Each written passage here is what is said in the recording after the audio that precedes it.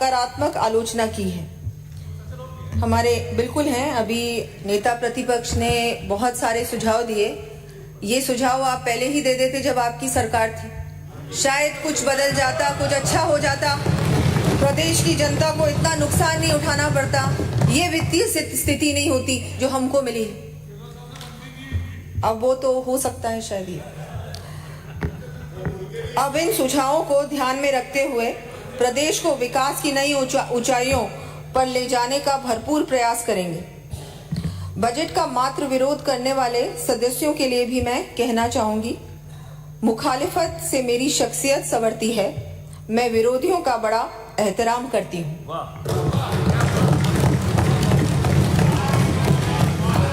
हमने प्रदेश के दीर्घकालीन लक्ष्यों, लॉन्ग टर्म गोल्स तथा विकसित राजस्थान एट 2047 को ध्यान में रखते हुए इस बजट को तैयार किया है।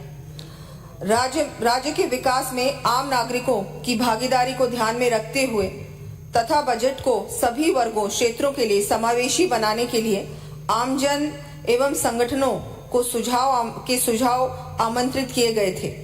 प्रदेशवासियों द्वारा बढ़ चढ़कर सहभागिता निभाते हुए लगभग 1,67,000 से अधिक सुझाव हमको प्राप्त हुए।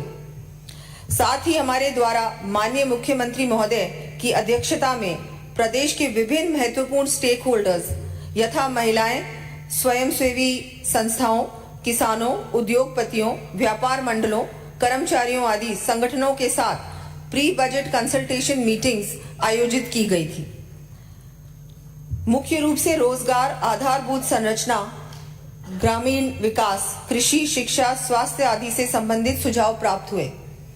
हमने इन सभी सुझावों का संबंधित विभाग से परीक्षण करवाकर इन सुझावों पर सकारात्मक कार्रवाई कर यथासंभव बजट में समावेशित किए जाने का प्रयास किया है।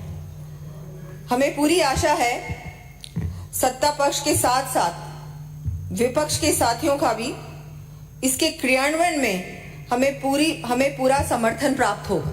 बहुत आवश्यक है, आप बार बार कह रहे हैं इम्प्लीमेंटेशन, कैसे आप वित्तीय संसाधन उपलब्ध कराएंगे, हम करवाएंगे। डबल इंजन की सरकार है राजस्थान में, आप चिंता ना करें, हम पूरी तरह से प्रयास ही नहीं करेंगे, ये करके दिखाएंगे।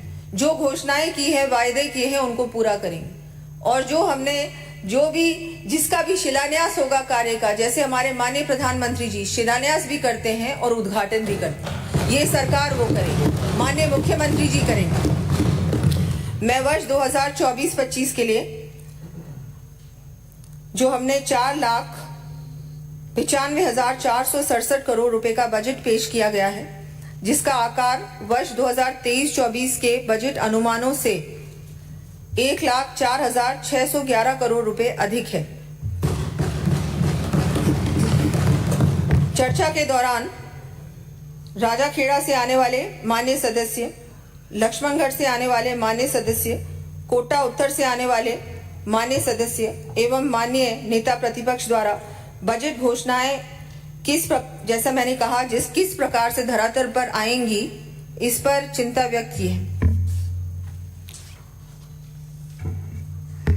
और वो चिंता तो बिल्कुल सही है। आपने देखा होगा आपके समय तो कोई काम ही नहीं हुआ।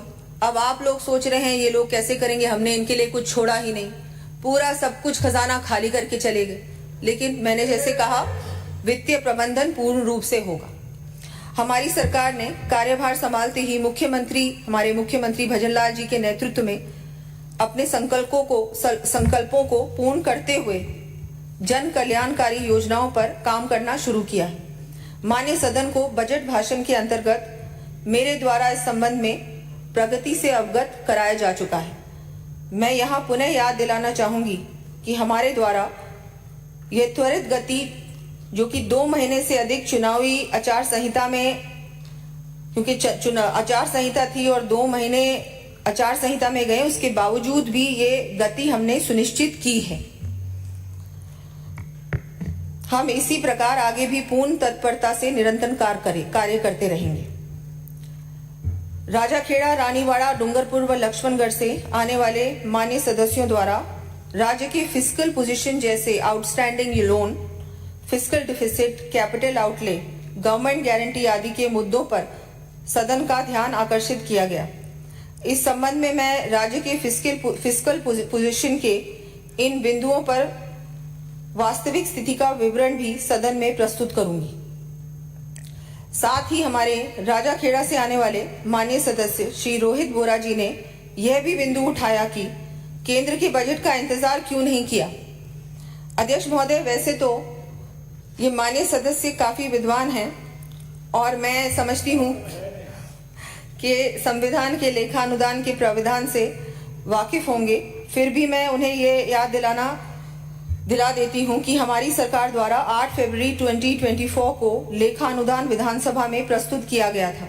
संविधान के प्रावधानों के अनुसरण में हमने वित्तीय वर्ष 2024-25 में 4 माह तक के खर्चे की अनुमति ली थी, जो 31 जुलाई 2024 को समाप्त हो रही थी। अर्थात 1 अगस्त 2024 से वर्ष की शेष अवधि के लिए खर्चे की अनुमति विकास कार्यों के लिए ली जानी आवश्यक थी।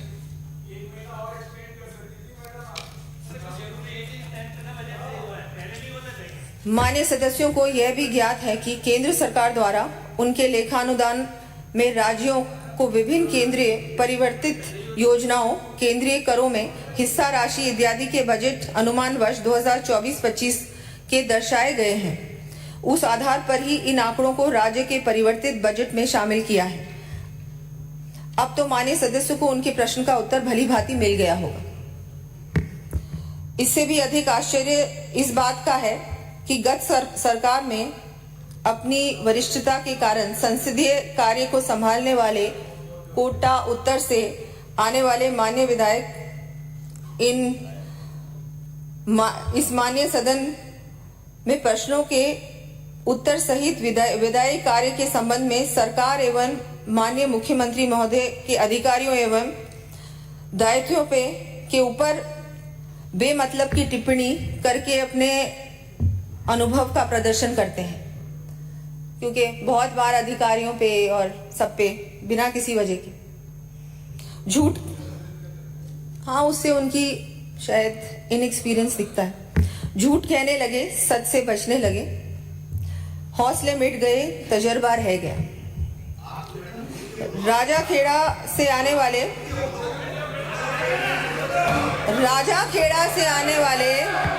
मान्य सदस्य द्वारा इस चर्चा में बहुत समय तक केंद्र सरकार पर टिप्पणी की जाती है।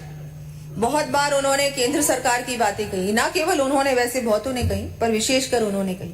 प्रदेश की जनता की बात करने की बजाय केंद्र सरकार पे ही चर्चा की। इससे ऐसा लगता है कि शायद इनको सांसद बनना था। मेरा विनम्र आग्रह है कि बजाय केंद्र पर बेमतलब टिप्पणी के स्थान पर आप प्रदेश से जुड़ी समस्याओं के बारे में बात करें। ये बर्दाश्त नहीं करूंगा मैं आपके आगे से।